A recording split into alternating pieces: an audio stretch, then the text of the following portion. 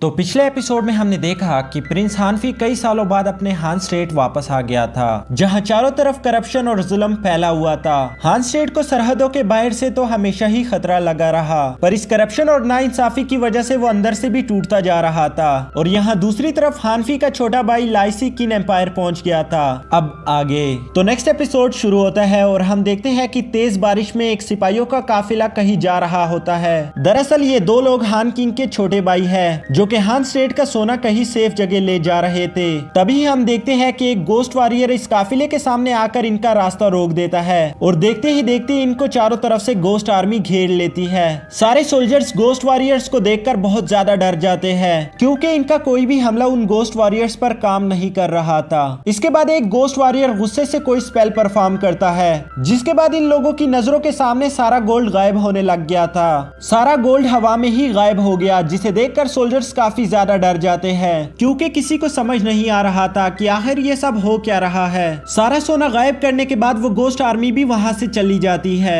इसके बाद next scene में हम हानफी को देखते हैं, जो कि किसी ऑक्शन रूम में आया हुआ था। ये ऑक्शन रूम काफी ज्यादा दिलचस्प था, क्योंकि आप यहाँ अपनी कोई भी कीमती चीज यहाँ किसी के साथ भी एक्सचेंज कर सकते हैं। इस ऑक्शन रूम का मकसद था कुछ नए दोस्त बनाना। यहाँ और भी कई खास लोग आए हुए थे।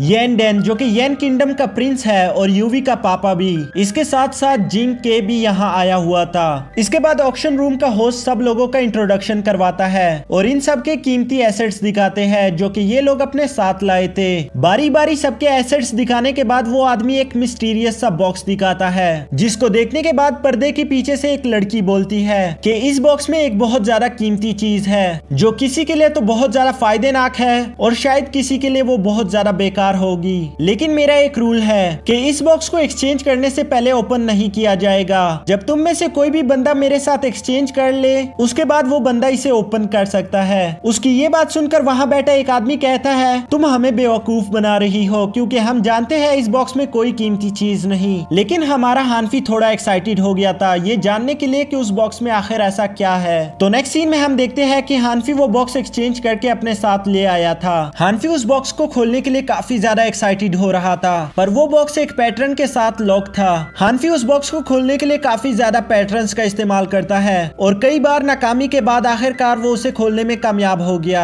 बॉक्स के ओपन होते ही हानफी की आंखें खुली की खुली ही रह जाती है, क्योंकि उस बॉक्स में कोई ज्यादा ही कीमती चीज थी। नेक्स्ट सीन में हम देखते हैं कि मिनिस्टर का सर्वेंट रूम ओपन करता है और रूम को ओपन करते ही हम देखते हैं कि मिनिस्टर ने खुदकुशी कर ली थी, जिसे देखकर उस सर्वेंट की चीखें निकल जाती है। ये खबर हान किंग को मिलने के बाद वो बहुत ज्यादा हैरान हो जाते हैं। हान किंग कहता है, मुझे समझ नहीं आ रहा कि आखिर ये सब हो क्या रहा है। हमारे कई मिनिस्टर अजीब तरीके से मारे जा रहे हैं। दोस्तों, यहाँ आप लोगों को भी समझ नहीं आ रहा होगा कि आखिर ये सब हो क्या रहा है, तो फिक्र करने की कोई बात नहीं। ये कहानी काफी ज्यादा डीप है, इसलिए आगे आगे खुद ही आप लोगों को सब कुछ समझ आने शुरू हो जाएगा। हान किंगडम का जनरल और प्राइम मिनिस्टर भी वहाँ मौजूद थे। तो जनरल कहता है, मैं किसी को जानता हूँ जो कि इस अजीब सी मिस्ट्रीज को सॉल्व कर सकता है। तो हान किंग बेचैनी के साथ पूछता है, आखिर कौन है वो, जिस पर जनरल प्राइम मिनिस्टर का नाम ले देते हैं। प्राइम मिनिस्टर ये सुनकर काफी ज्यादा गुस्सा हो जाता है, पर अब वो किंग को मना नहीं कर सकता था, तो इसलिए वो हाँ कर देता है। किंग कहता है, ठीक है, मैं तुम्हें 10 दिन देता हूँ इस केस को सॉल्व करने के लिए, पर तुम्हें पता है अगर तुम इस केस को सॉल्व ना कर पाए तो इसका अंजाम क्या होगा। प्राइम मिनिस्टर अंजाम से काफी ज्यादा डर रहा था, पर इसके बावजूद भी वो हाँ कर देता है। इसके बाद नेक्स्ट सीन में हम देखते हैं कि प्राइम मिनिस्टर अपने ग्रैंडसन को ये सारी बातें बता रहा था और हमें पता चलता है जिसका नाम जायफेंग है। प्राइम मिनिस्टर उसको सारी कहानी सुना देता है और बताता है कि किस तरह सारा गोल्ड गायब हो गया, लेकिन हमारे पास सिर्फ 2 ही सस्पेक्ट्स हैं, लॉर्ड पिंग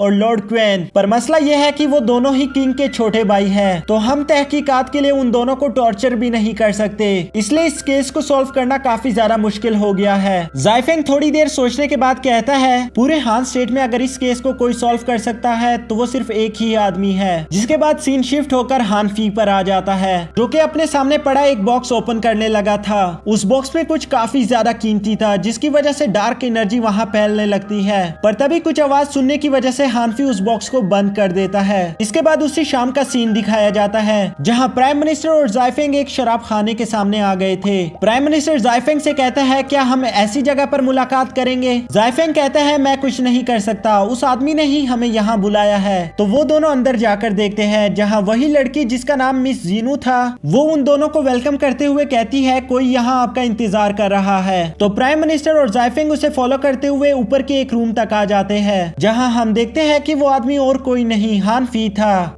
जो कि शराब पीते हुए लड़कियों के साथ मजे कर रहा था। प्राइम मिनिस्टर उसे देखने के बाद हैरानी से सोचते हैं कि ये तो प्रिंस हान फी है। हान फी अपने सामने पड़ी प्याली उठाकर कहता है कि ये शराब की प्याली तो काफी ज्यादा कीमती है। मिस जीनू कहती है ये प्याली गोल्ड से बनी है, हम अपने कस्टमर का काफी ज्यादा ख्याल रखते हैं। दोस्तों दरअसल ये शराब खाना मिस जीनू का था। यहाँ का सारा स्टाफ लेडीज पर मुश्तमिल है जो कि मिलकर इस शराब खाने को चलाती है। हान फी कहता है ये प्याली वाकई में ही बहुत ज्यादा कीमती है, लेकिन एक इससे भी ज्यादा कीमती और प्यारी प्याली मैं कल ऑक्शन में एक मिस्टीरियस से बॉक्स के साथ एक्सचेंज कर आया हूँ। दरअसल हानफी को मालूम हो गया था कि उस पर्दे के पीछे वो लड़की मिस जीनू थी। मिस जीनू कहती है लगता है आपको वो एक्सचेंज करके अब पछतावा हो रहा है, जिसके जवाब में हानफी कहता है नहीं बिल्कुल नहीं, बल्कि मुझे तो उससे भी ज्यादा कीमती चीज मिल गई है। अगर वो औरत मेरे सामने आ जाए तो मैं तो उसका शुक्रिया अदा करूंगा। इन दोनों की ये बातें प्राइम मिनिस्टर को फजूल लग रही थी, तो इसलिए वो वहाँ से जाने लगा था। पर हानफी उन्हें पीछे से आवाज लगाकर कहता है प्राइम मिनिस्टर मैं जानता हूँ कि मेरा फर्स्ट इंप्रेशन आपको अच्छा नहीं लगा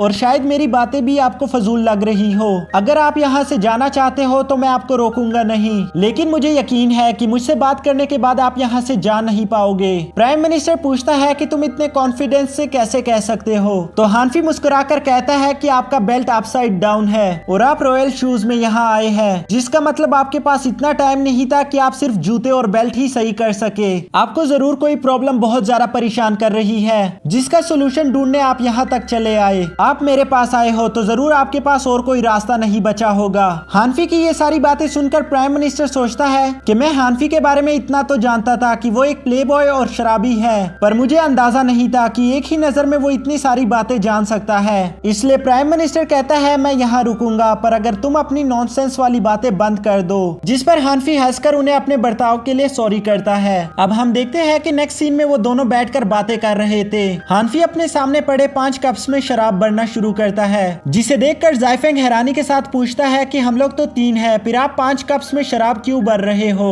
तो हानफी बताना शुरू करता है कि हान स्टेट के 5 मिनिस्टर्स हैं, इनमें से 3 कप में आपने शराब भरी, यानी उन 5 में से 3 मिनिस्टर्स को आपने रिकमेंड किया, जो सारे के सारे आपके राइट हैंड्स की तरह थे, पर अब वो सारे एक एक करके मारे जा रहे हैं। कोई है जो कि आपको अपने रास्ते से हटाना चाहता है। हानफी कहता है ये जग आप हो, और वो जग को गिराकर तोड़ देता है। ये देखकर प्राइम मिनिस्टर पूछता है तुम कहना क्या चाहते हो। तो हानफी आसान लफ्जों में बताता है कि किसी ने आपके 3 मिनिस्टर्स को रास्ते से हटा दिया और इसके बाद आपकी बारी है। ये बात सुनकर प्राइम मिनिस्टर काफी ज्यादा चौंक जाते हैं। तभी मिस जीनो रूम में इंटर होकर पूछती है कि सब कुछ ठीक तो है ना, आखिर ये शराब का जग टूट कैसे गया। हानफी जग को टूटा हुआ देखकर कहता है मैं तो भूल ही गया था कि ये व्हाइट जेड मेरा सबसे महंगा जग है। अब प्राइम मिनिस्टर हानफी को उसकी मदद करने के लिए कहते हैं। हानफी कहता है मैं आपकी मदद करूंगा, लेकिन मेरे भी कुछ शर्त है, जिसे सुनकर प्राइम मिनिस्टर पूछते हैं कैसी शर्त। हानफी कहता है मैं इस केस को सॉल्व कर दूंगा अगर आप मुझे मिनिस्टर ऑफ क्रिमिनल जस्टिस बना दे।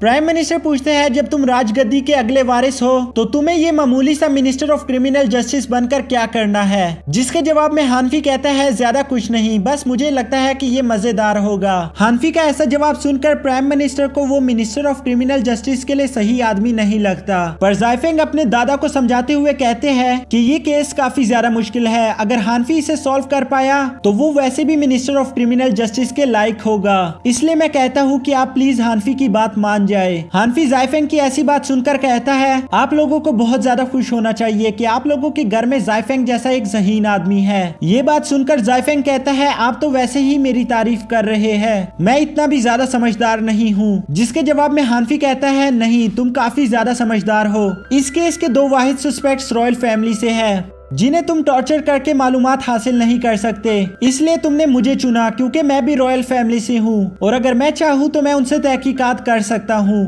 तुमने मुझे एक बलि के बकरे की तरह इस्तेमाल किया। हानफी की ये बात सुनकर जाइफेंग उससे माफी मांगता है और कहता है कि मेरा इरादा बिल्कुल भी ये नहीं था। हानफी कहता है कोई बात नहीं, मैं समझ सकता हूँ, मैं तो बस तुम्हारी होशियारी से इम्प्रेस हो गया था। इसके बाद आखिरकार प्राइम मिनिस्टर और हानफी के बीच एक डील हो जाती है कि प्राइम मिनिस्टर हानफी को मिनिस्टर ऑफ क्रिमिनल जस्टिस बना देंगे और हानफी को उनके लिए ये केस सॉल्व करना होगा। इसके बाद नेक्स्ट सीन में हम देखते हैं कि हानफी वापस जा रहा था, जहाँ वो चलते चलते एक रूम के सामने से गुजरता है। उस रूम में हमारा यंग वीजोंग था। एक लम्हे के लिए वीजोंग और हानफी की नजरें एक दूसरे से मिलती है, पर हानफी उस पर ध्यान ना देते हुए वहाँ से चला जाता है। हानफी शराब खाने से सीधा अपने अंकल के घर आ गया था, जहाँ उसके दोनों अंकल बैठकर सूप पी रहे थे। हानफी आते ही कहता है कि आप दोनों गोल्ड मिसिंग केस के सस्पेक्ट्स हो और आप यहाँ बैठकर सूप पी रहे हो, वो भी अकेले अकेले, अपने भतीजे तक को बुलाया नहीं।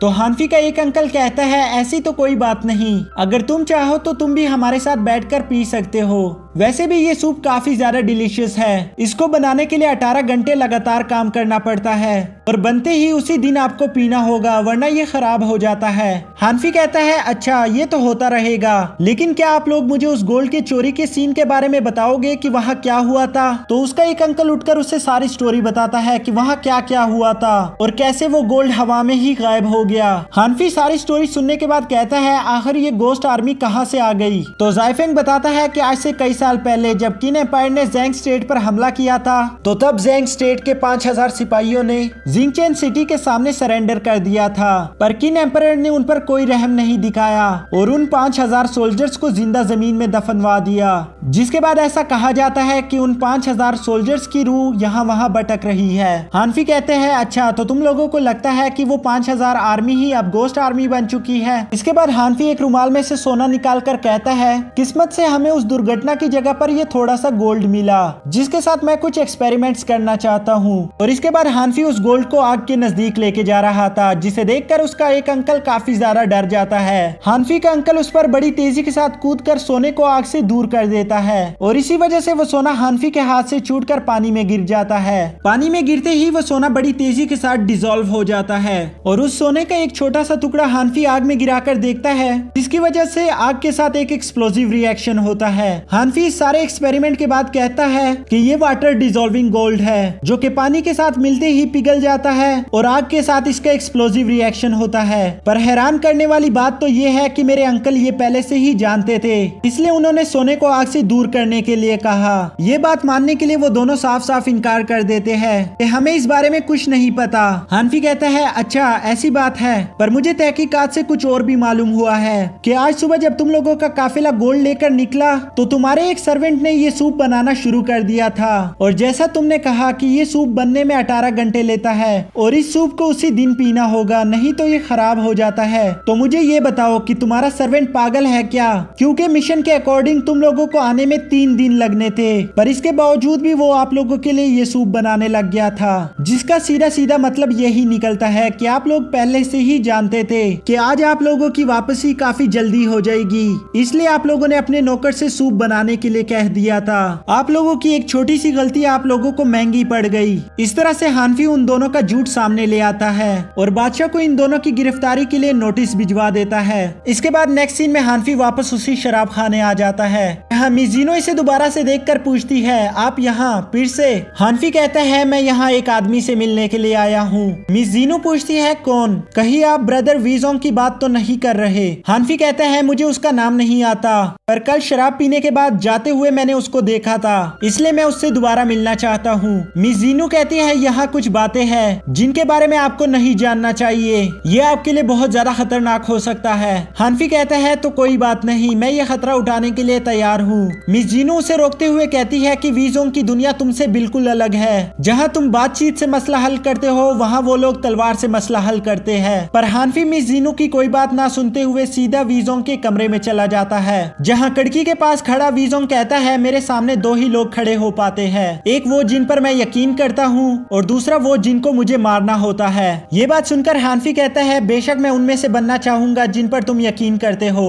वीजोंग कहता है मैं ऐसे ही किसी पर यकीन नहीं करता। तो हानफी कहता है मैं आपके लिए कुछ लाया हूँ, उसे देखने के बाद शायद आपका इरादा बदल जाए। और हम देखते हैं कि हानफी वही मिस्टीरियस बॉक्स वीजोंग के सामने रख देता है। हानफी कहता है मुझे इस मिस्टीरियस से बॉक्स में किसी ने एक क्लू दिया जो कि वाटर डिसॉल्विंग गोल्ड के केस में बहुत ज्यादा काम आया, इसलिए मैं उस बंदे का शुक्रिया अदा करने के लिए यहाँ आ गया हूँ। मैं जानता हूँ कि तुम गोस्ट वैली से हो, जहाँ के मास्टर अपनी जिंदगी में 2 ही डेसिपल्स को ट्रेन करते हैं, और जब जब भी उनके डेसिपल इस दुनिया में आए हैं उन्होंने इस दुनिया को हिलाकर रख दिया है। मैं ये भी जानता हूँ कि तुम गोस्ट वैली को छोड़कर यहाँ आ गए और वो दूसरा डेसिपल यानी मास्टर गाइनिक किन एम्पायर चला गया। मैं सिर्फ जानने के लिए बेचैन हूँ कि तुम्हारे हान स्टेट के लिए क्या प्लान्स है। हानफी की ये सारी बातें सुनकर वीजोंग कहता है, मैंने तुम्हारी एक बार मदद कर दी, लेकिन अगर तुम्हें मेरी मदद दोबारा चाहिए तो तुम्हें उसके लिए खुद को साबित करना होगा। दरअसल दोस्तों, मिस जीनू को उस ऑक्शन में वीजोंग ने भेजा था ताकि वो हानफी को ये केस सॉल्व करने के लिए क्लू दे सके।